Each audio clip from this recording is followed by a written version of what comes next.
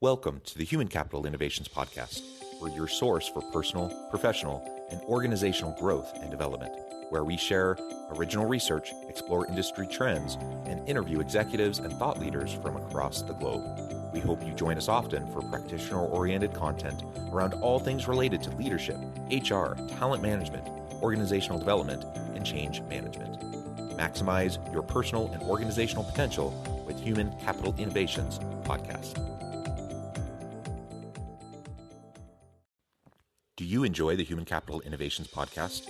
Please subscribe, leave a review, comment, share, and consider supporting the podcast on Patreon, even at the producer and sponsorship levels.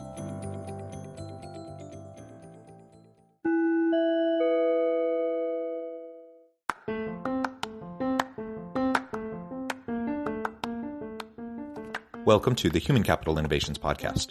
In this HCI podcast episode, I share my recent panel discussion from the Western Academy of Management Conference titled, What Have We Learned? COVID-Inspired Approaches to Teaching and Learning.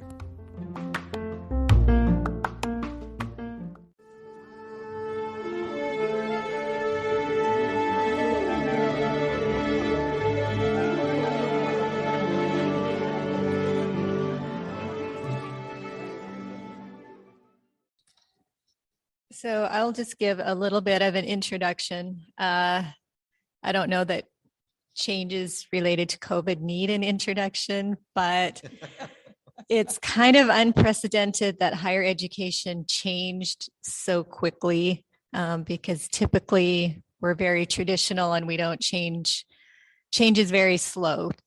So we're reflecting on the rapid accelerated changes that have occurred during the last 2 years and how that has required retooling on the part of institutions and faculty and students, and particularly related to delivery modalities and pedagogical approaches and technology. And then what are the longer term impacts of that, and how might these changes actually be beneficial to students both now and in the future, and particularly in the workplace, which has also changed significantly in terms of how people conduct work and communicate with each other and where they work.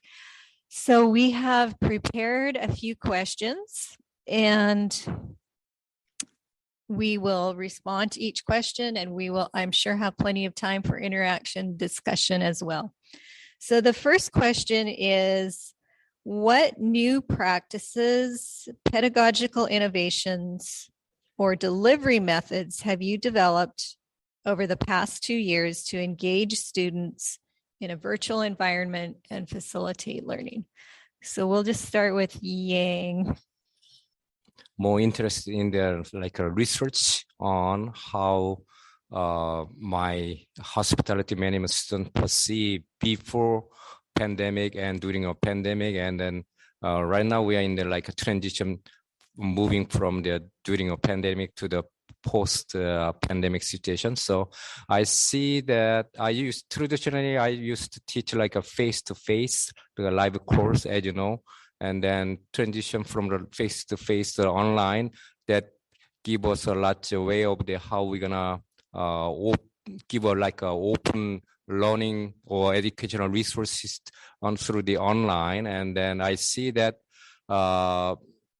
comparing the post pre-pandemic and then during a pandemic situation, we see that there are a lot demanding from the students. That I see that more than 5 to 10% of requests coming from the student, because as I said, I'm teaching hospitality management student. They are working as a full time, a 3 shift in the morning, daytime, and then in evening night shift. So they are asking more extension of the due date, and then open up the more learning resources during a pandemic situation, because they see that they can be physically located in different area. I have one student based in Hawaii, and then wants to give a more tutorial session. And then I have one student in London, So, and then one in Africa. So we try to adjust the timing issue first to see that how we're going to accommodate in better way. And then, so that's the way that how we can see that the learning and then teaching environment has been changed a lot due to the pandemic. And then their working hour has been changing, then their situation. And right now also I have one student physically located in Utah, but their immediate family located in Ukraine right now. So they have a tension. So they ask a lot extension and then excuse from their how they're gonna meet the deadline, something like that. There is one challenge that I can see, that there is a difference between the pre-pandemic and during a pandemic and transition moving through to the post-pandemic right now. Flexibility has really been the name of the game over the last couple of years. And certainly flexibility in terms of the health, the physical and mental health of students as they're navigating everything, and then flexibility in terms of timing, whether synchronous or asynchronous approaches to our course design, and then obviously locational flexibility. And so overnight, most institutions had to go virtual. Many of them did live streaming. Some of them had, some courses were asynchronous. So with all that context, the course I wanted to focus in on in my commentary today is my organizational development and change management class. Now, I've been teaching this course in a wide range of modalities for the last, 12 plus years. So I've taught traditional face-to-face, asynchronous online. I've taught it in hybrid, various hybrid formats. But in all of those different ways that I taught it previously, I'd never taught it the same way that I ended up teaching it the last couple of years during the pandemic. The other component to this class, so not only is it's a change management course, and we're going through theories and we're doing practical application and case studies, but it's also a service learning course. And so the students always do a hands-on experiential learning, live case consulting project with an area organization. And that's always been a hallmark of my class. Now, doing that in a face-to-face or a hybrid environment is one thing. Even doing it in kind of a more traditional online environment is another thing. Over the last 2 years, I've had to wrestle with how am I going to go about doing, a live case experiential learning consulting class with students who in many cases are scattered.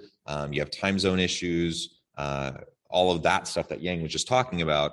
But also you have the issue with community partners in the organizations you're trying to work with, where previously the students could go in person and they could meet on site and they could meet with people and do interviews and collect data and do whatever they're doing for their OD change intervention project.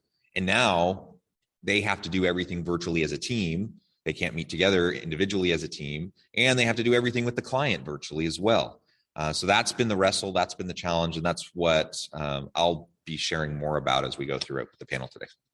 So I've been, I've been in this department for only a year. I was in the accounting department teaching business law at the time when COVID hit, and we were basically closed down.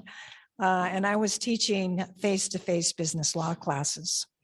Part of our engaged learning with these courses, all of the teachers there ask for experiential information and engaged learning in going to court. That was totally closed down. So I had a big problem with that. I had some of my students who were very, it was March when it happened, very eager beavers, and they did it early, but most of them did not. So I had to resort to finding some, basically it was a pretty famous murder case in Utah where a doctor had killed his wife. But of course, they didn't know that because they had to watch the YouTube. Anyway, having to trade that and change that up completely and design it completely different, along with, because this class, my face-to-face class, I do an online business law, but it's a different course. It's a different publisher. It's everything. So I had that one and it was okay. But this one was different. And getting all of the new assignments that I had to have them do and doing asynchronous. So I had to teach classes at the same time, every Tuesday and Thursday or Monday, Wednesday, Friday, whatever it was. And for me, that was really I was very nervous because I didn't know. And we have Microsoft. So I had to learn Teams like in a day. And teaching this synchronous class at 1:00 in the afternoon on Tuesday, Thursdays, and making sure that my students were going to be there. So for me, that was a huge thing. Over the weekend, I was afraid I wasn't even going to be able to show up because I didn't know if I knew how to do it that well. Thank goodness it all worked out. It's great now. I love it. I'll just add a couple more points. So at our university, we were very much encouraged to be flexible, as John mentioned.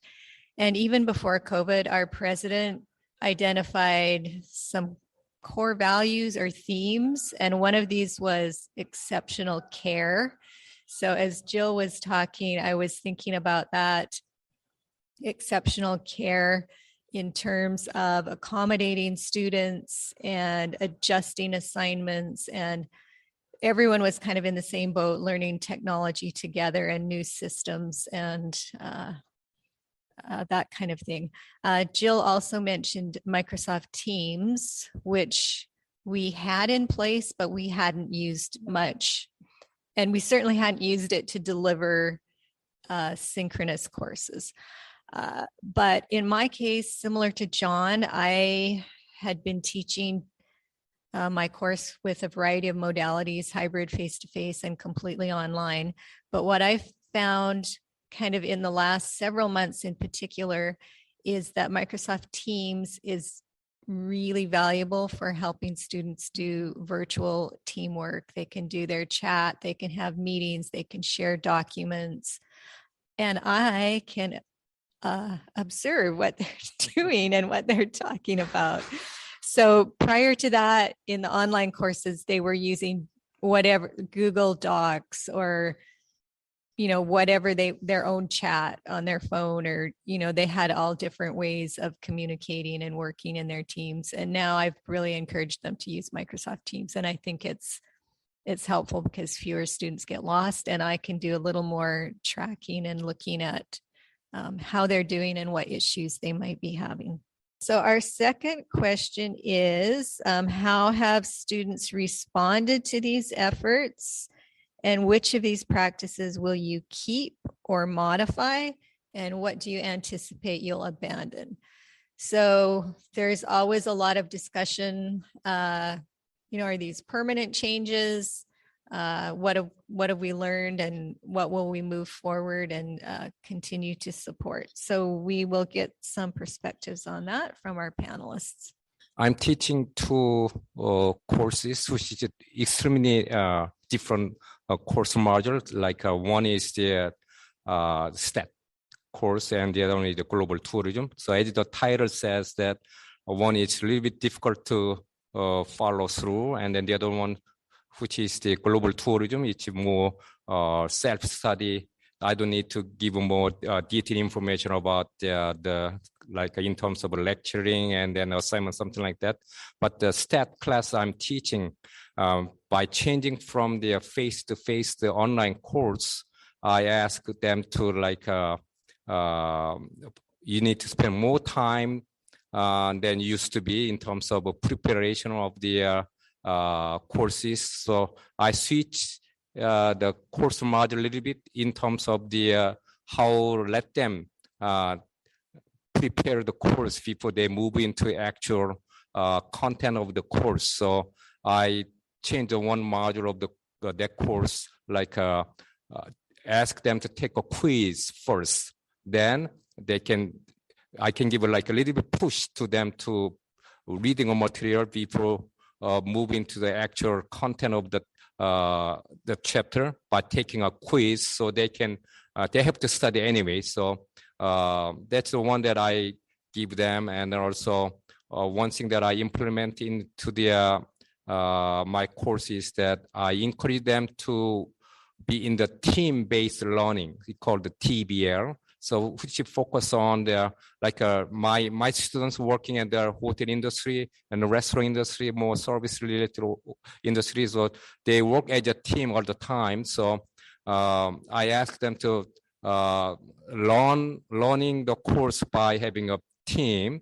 So I put that into how they can learning the course material from the team-based learning, which means the peer-to-peer evaluation and then peer-to-peer observation, and how they're gonna engage into more in-depth about their as a team. So I ask them to, why don't you submit all the assignment as a team base? And then one submission for the team, and then try to, at the end of the semester, I will ask about the peer observation, peer evaluation to see that who is the leading person in that group, even though I assigned the team leader in that group. So I want to motivate them to having a team-based learning, that kind of a concept into that. So I see that there are a lot increase of their learning, especially for the stat class, by sharing that some kind of solutions and then tips about how they can solve some kind of a case study, something like that. So I see that there is an improvement of learning by asking them to do the team-based learning from the peers. And if they don't come up with a great solution, and then I ask them to ask me, and then I act like a tutor for each team if they have some kind of conflict issue about the learning concept, something like that. So I like the team-based learning, especially in this kind of during a pandemic situation. There are definitely things that I plan to adjust going forward, and other things that I've discovered over the last couple of years that have really, really worked well, that I think I'll continue to do. So I'm going to try to just outline a few of them, and I'm happy to talk, more with any of you if you have questions about that in more detail. With my organizational development and change management class, like I was saying previously, one of the biggest new challenges was not necessarily the modality or the live streaming or things like that, but it was the connection with community partners, doing service learning, experiential learning when everything has to be done virtually. And so one of the things that I chose to do right away was simplify my approach.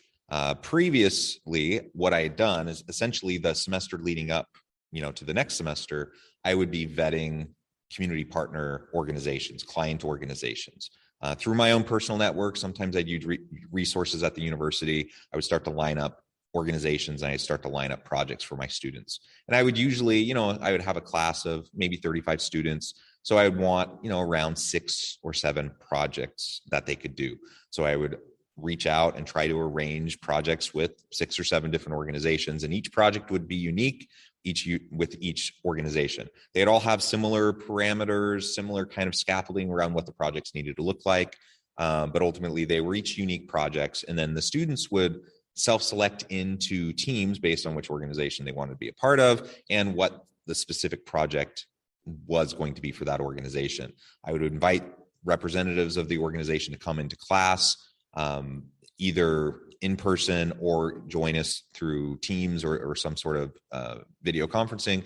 The first week of class, the students would then decide which ones they wanted to be a part of, and they would self-select into teams. And for the most part, I'd have them rank order like which projects they wanted to be on, but pretty much students usually got to work on the projects they wanted to with the people they wanted to. And then they would go through a series of processes in terms of doing a needs analysis and a proposal with the organization, all of that, which I won't go into all that detail right now. But they would go through all of that. And it's a fairly complex process for me as the instructor to lay all of that out for them, to try to set it up clearly and set it up well so they can have a good experience in this consulting engagement with the organization. And during the pandemic, one of the very first things I saw was the number of organizations who wanted to do projects went down dramatically because they were all wrestling with how are they going to pivot? How are they going to keep their doors open? And they weren't sure, like they were trying to deal with all of that simultaneously. And so I decided to simplify and go with one organization and have different teams work on different pieces of a much bigger project. And collectively, each of their little segments, it was like a Voltron or like a, whatever, where all their little pieces then go together to create this big, huge project. And it kind of worked well. But what I also decided was I was just going to, because now everyone's virtual, they're just meeting completely virtually. I decided I'm just going to assign people into teams because they're never seeing each other in person. All their team meetings are completely virtual. They've never had connection with these other students. And so I'm just going to assign them to projects. It's all the same organization. I'm going to just assign them to teams. And for many reasons, and some of which I'm sure come immediately to your head as I see some people nodding, that hasn't always worked out so well.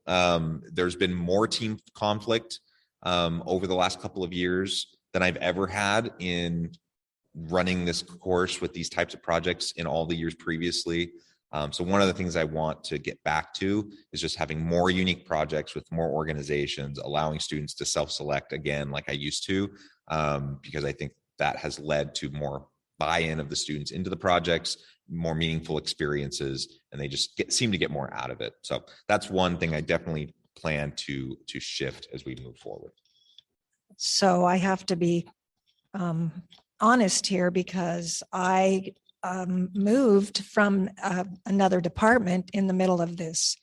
So I was teaching all business law classes at the time the pandemic hit, and then I moved just a year ago into this department. So I am still trying to gain a lot of some kind of track of what I'm doing, basically.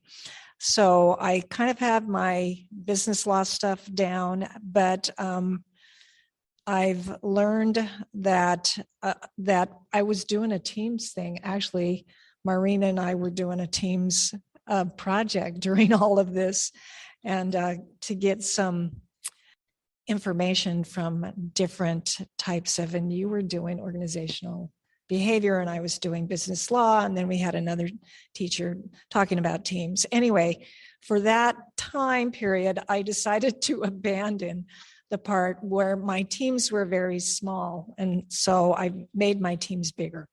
My teams were only 4 people, and because it was the pandemic, and this was my business law teams, they were, some of them never showed up to class and never did the work and never did what they said they were going to do. And there was a lot of conflict there because people felt like that they were doing all the work, which they were. And I just had to say, hey, just kind of work with them and do what you can with what you've got. And actually, I think I got a lot of good feedback actually from the provost that said that I was very understanding and very flexible. And I got an award from it. And I think it was from those actual, because I was flexible and trying to work with them and understanding what they were going through. Hey, they're not doing this part and they're supposed to do it and they're not doing it. So I abandoned 4-member teams. That's not big enough for me. And also I've started a whole new curriculum too. So I've had a lot of stuff on my plate to do now, business ethics.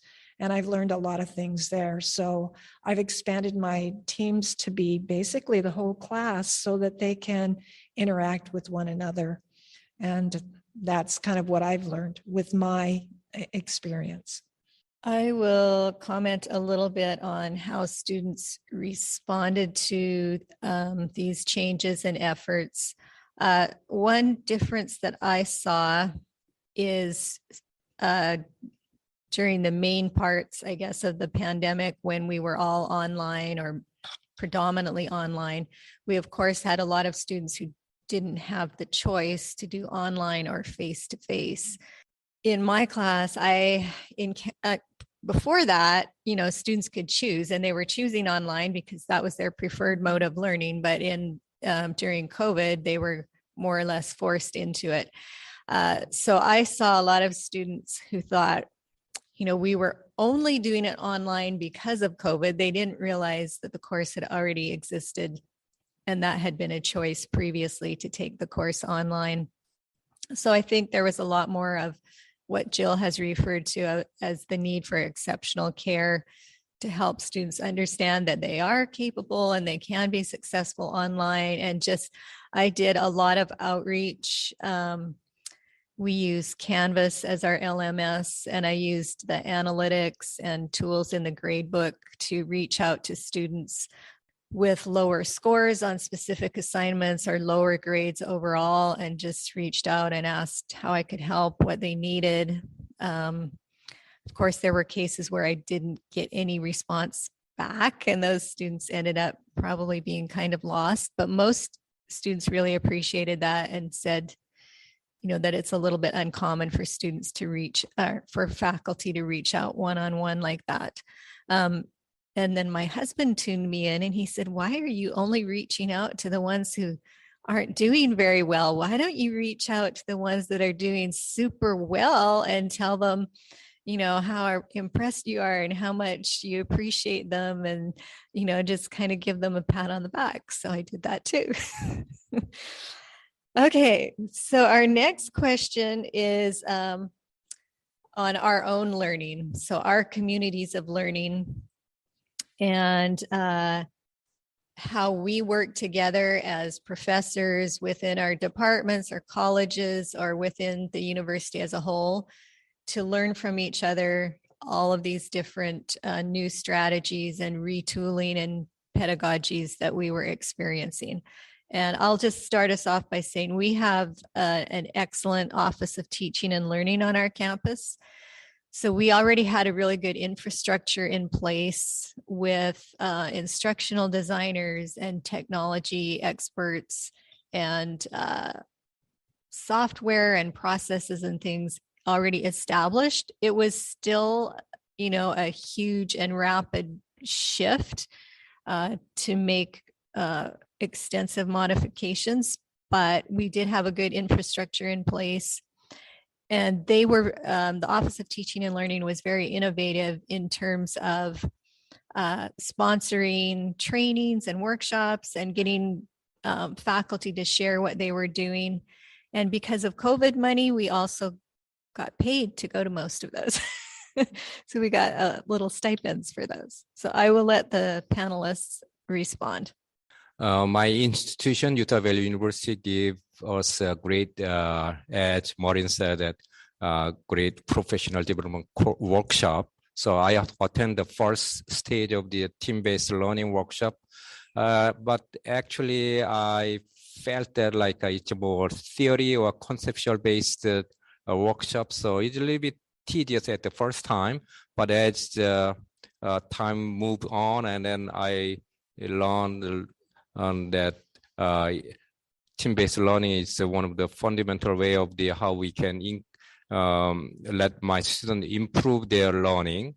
And then right now I'm attending another workshop, which is the second stage of the team-based learning, which is based on the more practical way of how we can share our experience among the peers of, the peer mean the faculty members that who've been teaching team-based learning courses. So I think that our Office of Learning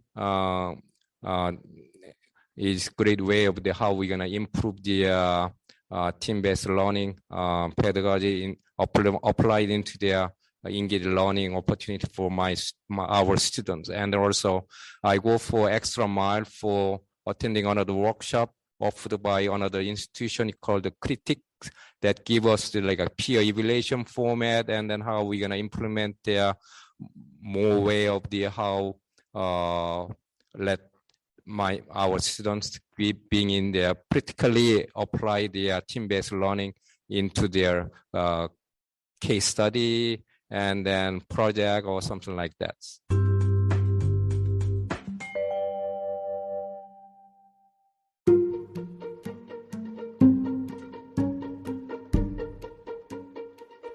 Welcome to the Human Capital Innovations Academy, courses, micro-credentials, and certificates to upskill and reskill for the future of work.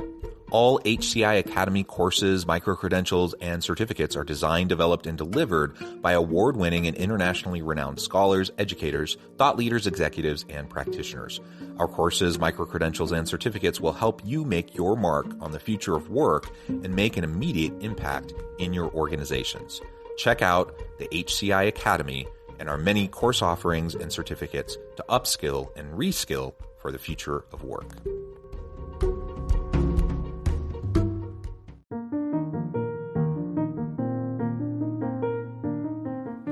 Check out our new weekly LinkedIn newsletter, Alchemizing Human Capital, exploring industry trends via original research and interviews with executives and thought leaders from across the globe. We look forward to having you join us.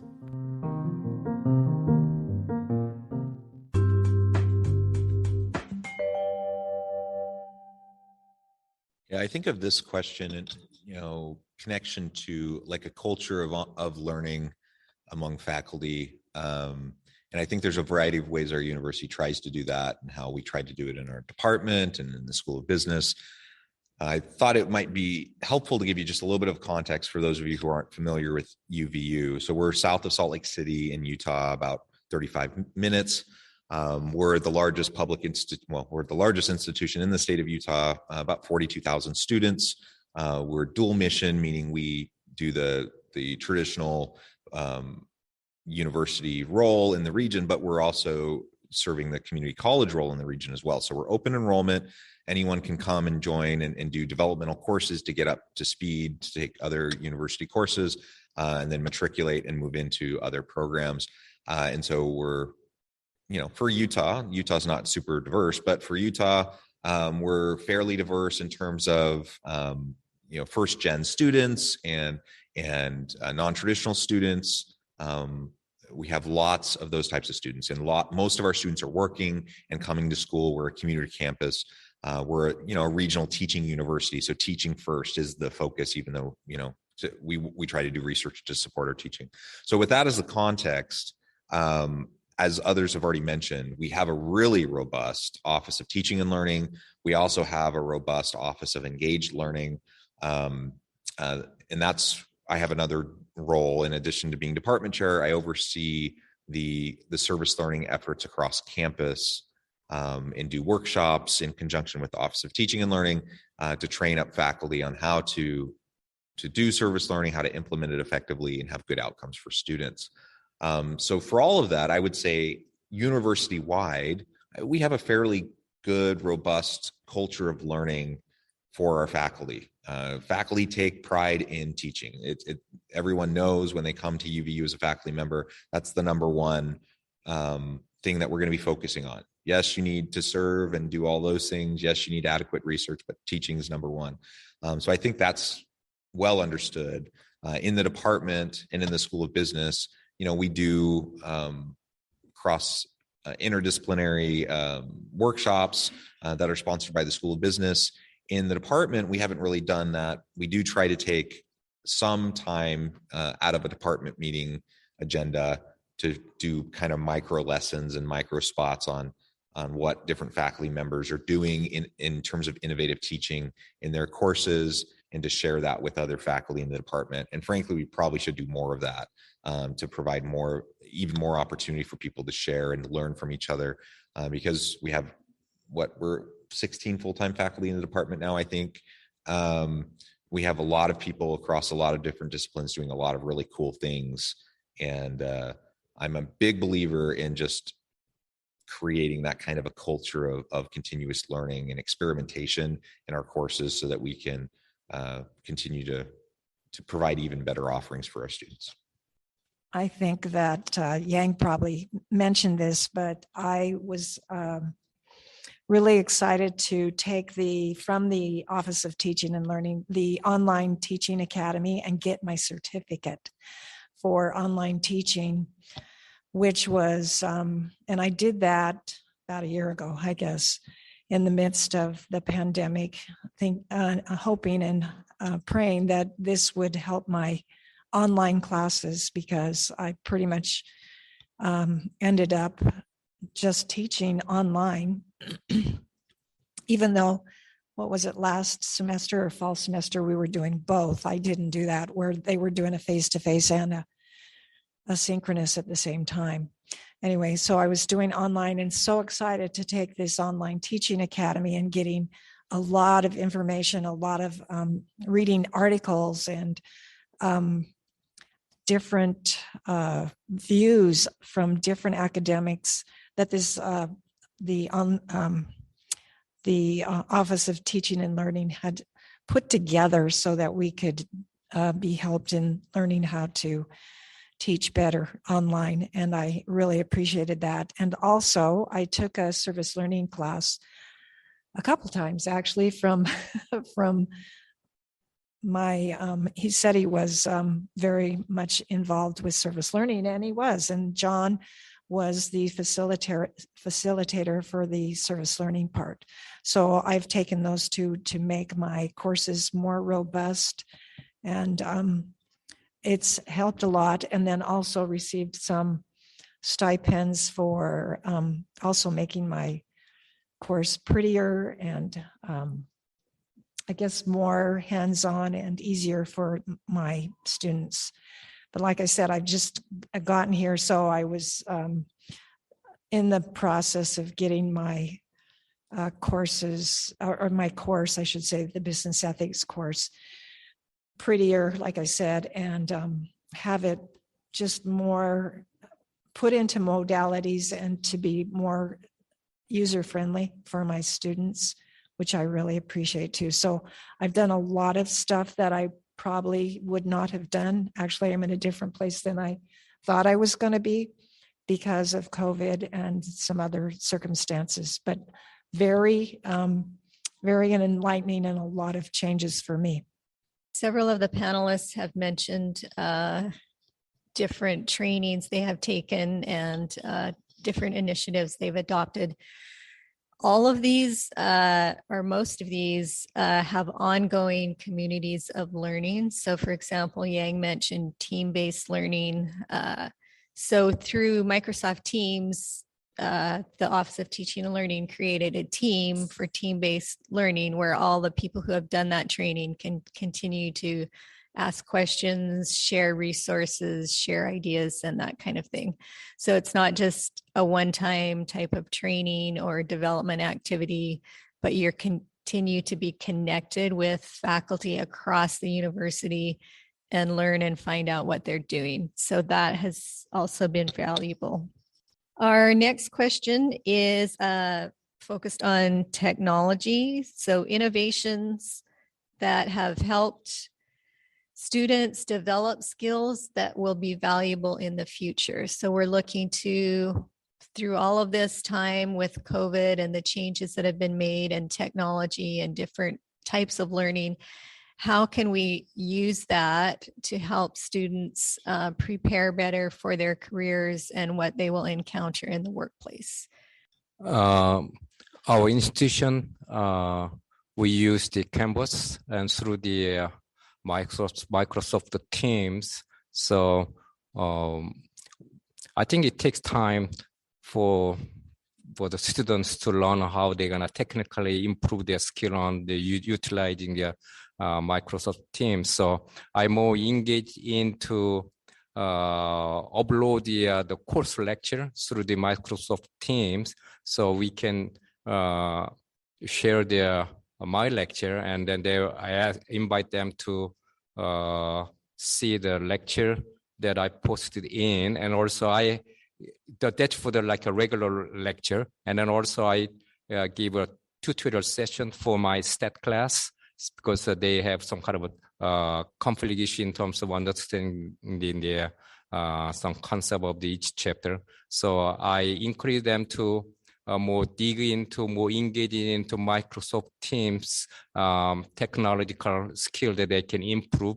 So the more they can engage in the Microsoft Teams technical skill, the better they can use it for the classroom and then for their job situation too. And also I see the technology issue in terms of how they're gonna apply utilizing the Excel, that most students know that how they can use Excel, but I ask them to advance their skill, utilizing the Excel skill to adopt into the like a research on like a small case study, something like that, how they're gonna implement the numbers, then come up with the good outcome in terms of the in our hotel industry, we focus on the revenue management, how we're gonna maximize the revenue by looking at the yield management concept, looking at the demand and supply issue. So I teach them how they can be more better off learning the advanced skill in the Excel, or sometimes I ask them to much better advance the stat skill like SPSS, so they can easily adopt the skill when they move into their job level, so they can use that kind of skill while they are working in the industry. So I'm more technically not the technical person, but I emphasize that high touch concept, so that how they're gonna improve and then implement their learning skill when they actually work in the industry. For this question, I thought I'd focus a bit on the future of work aspect. I think Yang mentioned the technology pretty well. The pandemic accelerated us into this shift, right? There was already a movement towards online learning. Our university had made pushes towards that. It's not like online learning was new, synchronous or asynchronous, but the massive widespread adoption of it was new, and people being uncomfortable with the technologies and then learning, kind of being forced to learn how to embrace the technologies and how to utilize them effectively, that was new. And now people who thought they never wanted to teach online, I don't know how it is that you're in university, but many of those very same people that kind of went kicking and screaming towards teaching online during the pandemic, now that they've kind of figured out how to do it and they realize the strengths of it and how to do it effectively, now they kind of don't want to go back. They want to, continue to have that flexibility, both for themselves, but also for their students. So that's an ongoing dynamic that's going to be interesting to see how it plays out at our university. And at our university, we went from having, identifying modalities in terms of face-to-face versus online versus hybrid. I can't even remember, but now we have like a big long list of like all of these different types of modalities that we parsed out. And so, for example, now I am doing really what I'm not even sure what the technical term is that the university is using, but it's an asynchronous online hybrid with synchronous components modality that seems to be really effective. And the students like it because it kind of gives them a lot of flexibility from the asynchronous components of the course, where they still have the connection with their teammates and doing live case experiential learning with organizations. So they're kind of getting all of those components, but still a lot of the flexibility. All of this, though, I think is really preparing students for the future of work. And we know, just like the acceleration into adoption of technologies has changed higher ed, it's also changed the workplace, generally speaking. Companies that were hesitant and didn't want to adopt these technologies were forced to do the same.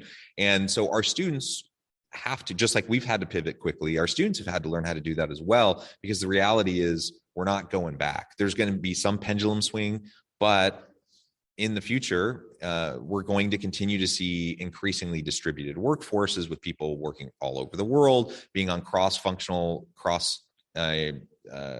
contextual teams.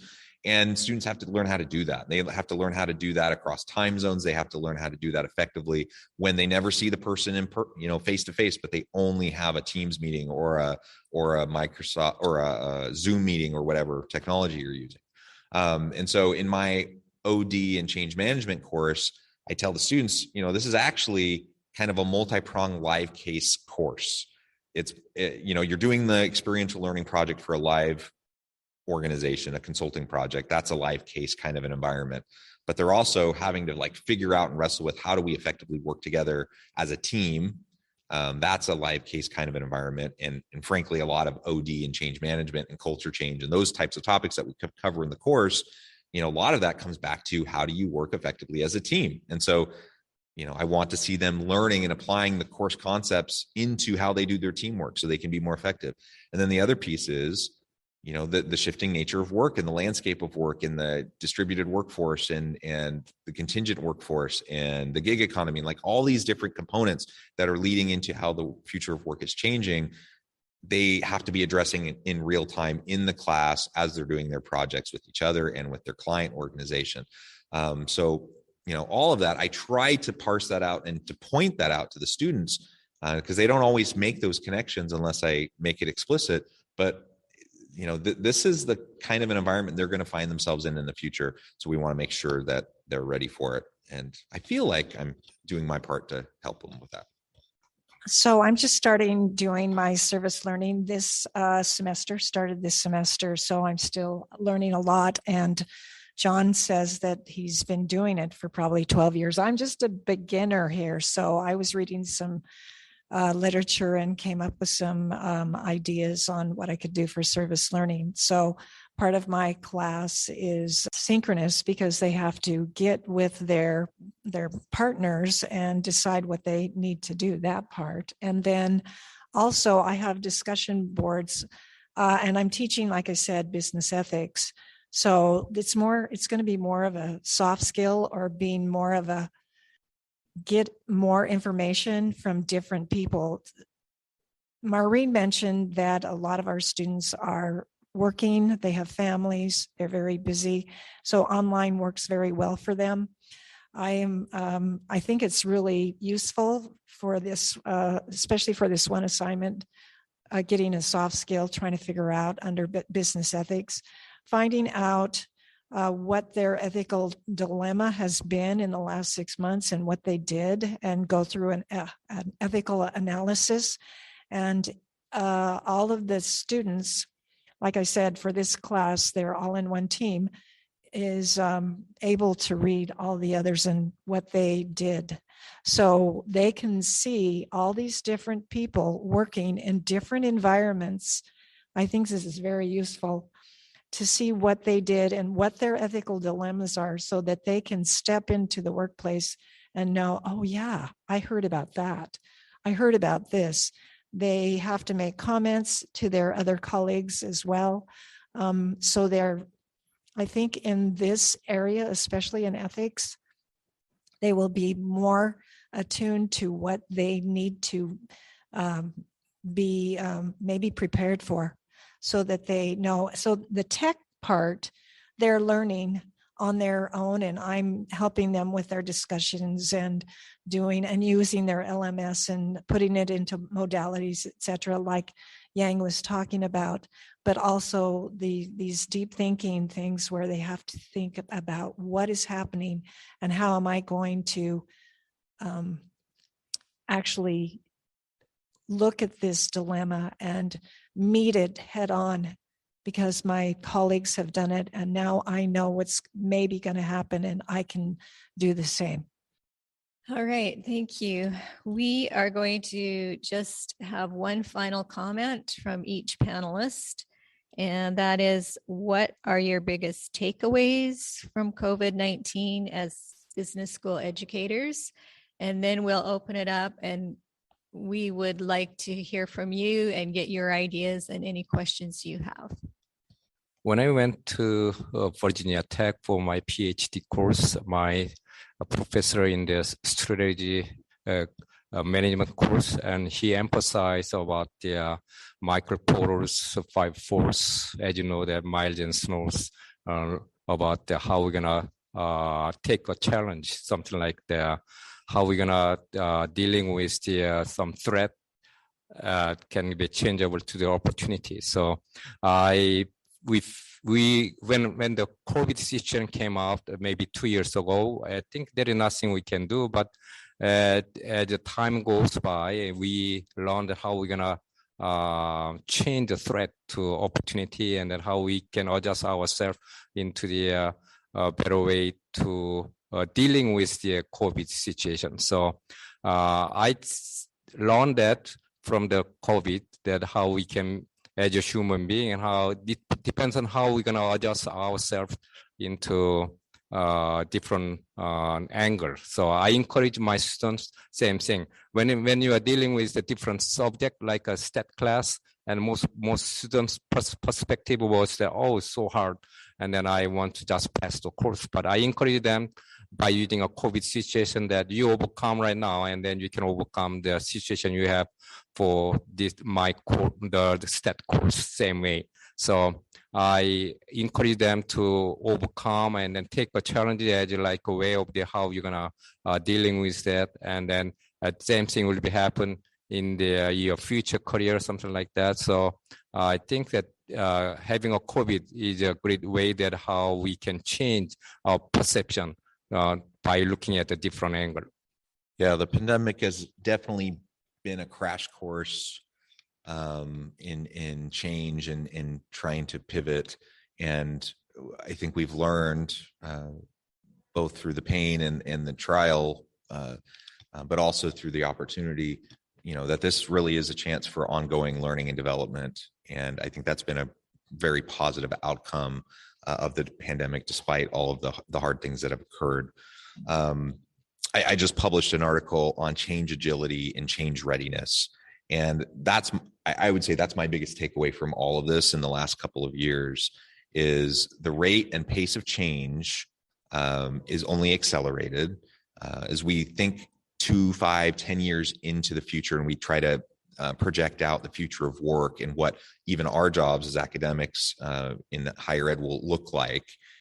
There's no putting the genie back in the bottle. Like, we're just continuing to move forward, and we have to learn how to be ready to adapt and to adopt the changes that are happening around us, so that we're being proactive and strategic as we move forward, not just being reactionary.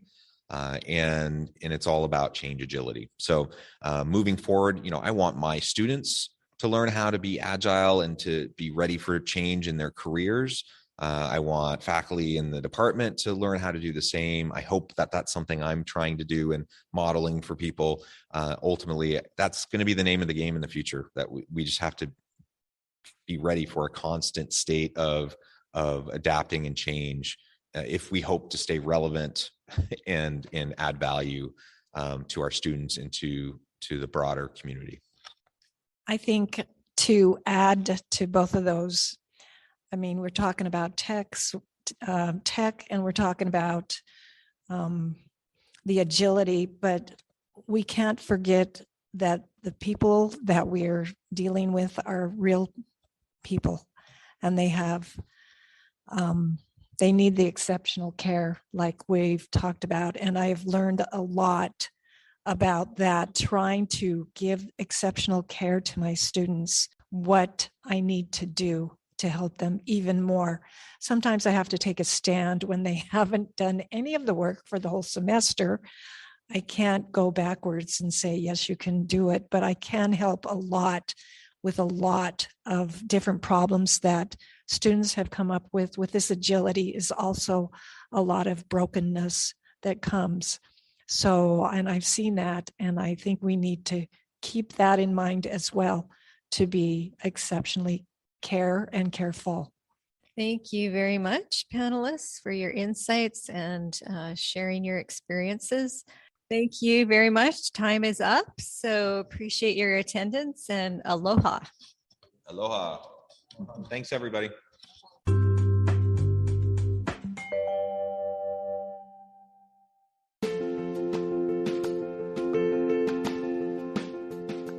Bluer Than Indigo Leadership, the journey of becoming a truly remarkable leader. Early in my adult life, I learned about an Asian proverb that translates as bluer than indigo. If you think about the color indigo, it is a brilliant, deep, and vibrant blue, what some would call the bluest of blues. To have something that is bluer than indigo is rare and truly remarkable. Contrary to popular myth, there is no one-size-fits-all or cookie-cutter approach to effective leadership. There is no silver bullet, no secret sauce, no go-to model that will solve all of your problems. The truth is, great leaders have all had their unique strengths and flaws, and have all had to discover and then pave their own distinctive path in their life's journey to fulfill their leadership potential. Bluer Than Indigo Leadership will help you discover your own path and explore those ordinary, everyday actions that will help you respond to an uncertain future and produce extraordinary results for your individuals, teams, and organizations.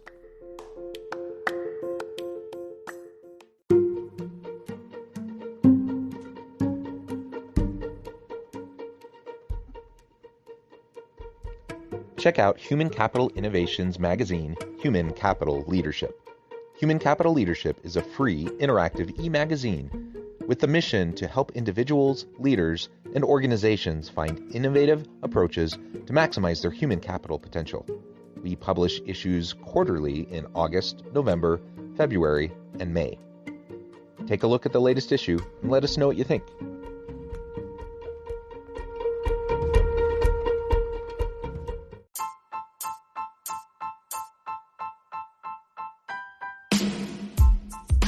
The alchemy of truly remarkable leadership. Ordinary, everyday actions that produce extraordinary results. Consider how the nature of work has shifted over the past 50 years. With increased globalization, rapid technological advancement, and the shift in economic composition, the average job of today looks very different than the average job of 50 years ago. What will the jobs and organizations of tomorrow look like? Moreover, what does this all mean for organizational leaders? What are the core competencies and capabilities of organizations and their leadership that are prepared for continued disruption and geopolitical and socioeconomic shifts? Regardless of what the future holds, increasingly, leaders need to be socially minded, data-driven, decisive, champions of talent, and disruptors of the traditional notions of leadership, teams, organizations, and work. The alchemy of truly remarkable leadership will help you to explore your own leadership competencies and capabilities and consider ways to apply and implement them into your workplace and personal life.